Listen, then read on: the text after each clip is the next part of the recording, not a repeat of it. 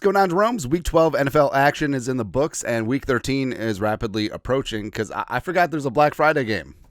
Awesome. Raiders and the Chiefs.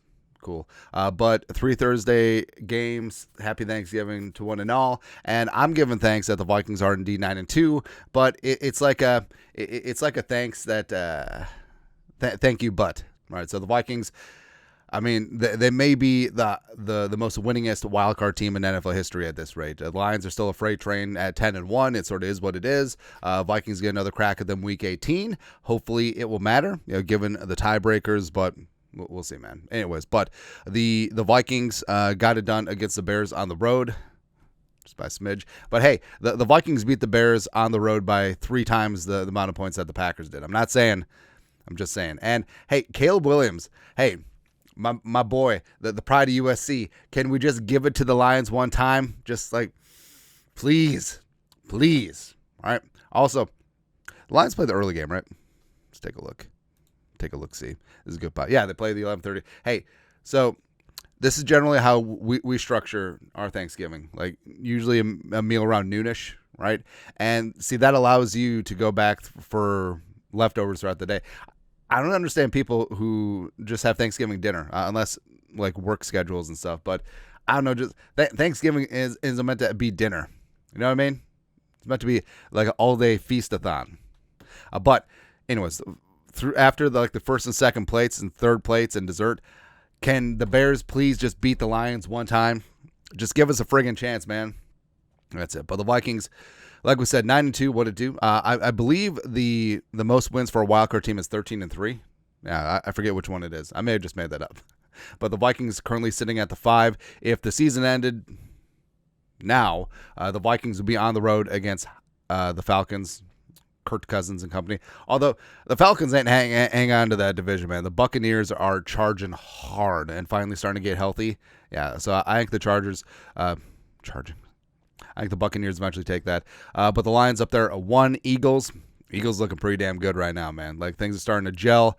Hurts is looking good. A.J. Brown is a menace. Saquon actually should be the league MVP right now. And the Eagles' offensive line, I mean, they lost Kelsey. They shifted things around. Malata had been hurt. But, I mean, Eagles are looking like a wagon right now, man. So it's tough. You got the Seahawks retaking the NFC West lead from the Cardinals, beating them head-to-head. So, I don't know, like, outside the Lions and the Eagles, besides the Vikings, like who do you fret about in the NFC? No one really, right? And the Vikings went toe-to-toe with the Lions. I think the Vikings could do the same with the Eagles. Vengeance for 38-7. The Packers, whatever. I mean, congratulations for beating Brandon Allen, who had a broken finger. Also, why didn't Shanahan, in all his infinite wisdom, just play the Pastronaut? That would have been hilarious. I would have loved it. Niners might have won. It would have been great. But the Packers at 8-3, currently the 6th seed. So basically the Vikings are looking at either the 1 seed or the 5 seed. Essentially what they're looking at. I could say the 6th seed, but don't want to put that evil on me, Ricky Bobby. And also, I know that dour Vikings fans, they could still finish 9-8. Shut your face. Shut your mouth, shut your face. Commies currently hanging on to the 7th seed, but hang on by a string, man. They've lost 3 in a row, and they just haven't looked very impressive after that 7-2 start. So not necessarily scared of them. Cardinals, we'll see on Sunday. I like Arizona, and I've been steadfast about that all season. I love me some Kyler when he's dialed in, although the new Call of Duty is out, right? So that might work in the Vikings' favor. Trey McBride is a monster. I think that he is going to make a case for one of the best tight ends in the league here very soon. Harrison Jr. is getting things together. I love that defense is starting to come together. So, I mean, Arizona is going to be tough out. James Conner's running like a man, although not against Seattle. It was kind of a tough game. Buccaneers, like we said, hard charging for the NFC South. They'd be 4 division titles in a row, and they still might fire Todd Bowles, which maybe. Now the Rams lost. The Rams loss is not looking great for the Vikings now. Like, why couldn't that version of the Rams show up against the Vikings? Of course, the Rams had to show up like they had prime Orlando Brown, Orlando Pace. Lots of Orlandos along the offensive line. And then the Niners are fading fast. I don't know, injuries and attrition. Then the Saints, Yeah, Bears, Cowboys, Giants, Panthers, whatever. Just glance at the AFC just for schnitz and giggles. So you got the Chiefs at 1. They're hosting the Raiders on Black Friday. Is it weird how the Chiefs just always are at home during these marquee games? It's weird. The Bills are really good, man. Like, for me, I think it would be the Bills and the Ravens at the end in the AFC. We'll see. Steelers, I'm not sold on, even though, yes, they beat the Ravens. Texans are maybe the most fraudulent team in the league. Like, how do you just give that game away against the Titans? How do you give that game away against the Lions? I just don't like things. Chargers, I mean, they had a blip against the Ravens. I still like the Chargers. The Broncos are hard charging. I mean, respect. Bo Nix is looking really damn good as a rookie. It is what it is. Dolphins, I don't know, man. Like, if the Dolphins can go into Green Bay and get a win, Tua, I don't know. Like, someone had mentioned that maybe that last concussion was a factory reset for Tua, and he's looking like Tuscaloosa Tua. Man, like, Tua looks really damn good right now. Achane, Waddle are doing some interest. Actually, no. Waddle had a decent game. Jonnu Smith is all of a sudden looking like a weapon, and Tyreek Hill is still lurking there. So maybe the Dolphins get back into things. And then I think that's basically it. I mean, the Colts, no. Bengals, Browns, no, obviously not. So I think it is going to be the Chargers, Broncos, and Dolphins scrapping over those two final playoff seeds in the AFC.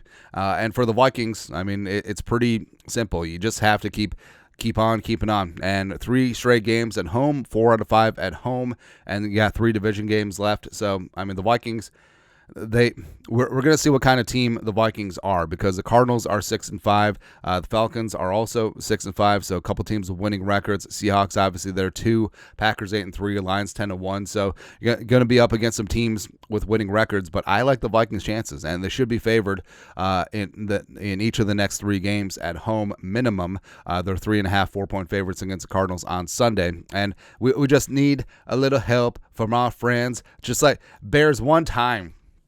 It's in division. I mean, the Lions, maybe they just got exhausted from punching the Colts. I don't know. And the Bears, emotional loss in overtime. That's got to sting. And can they rally the troops so they don't lose 7 games in a row? Or is it 6? Doesn't matter. And then the Packers, I mean, the Packers have to be pissed about what happened last time. Can they go into Ford Field indoor track and just get things done? How about the Buffalo Bills? Buffalo Bills, won't you come out tonight? Then the Bears again. Oh, at Soldier Field. Oh, weird things happen at Soldier Field. The Lions lost to the Bears last year at Soldier Field. Can that happen? Then the Niners. Lions are going to beat the Niners by 50.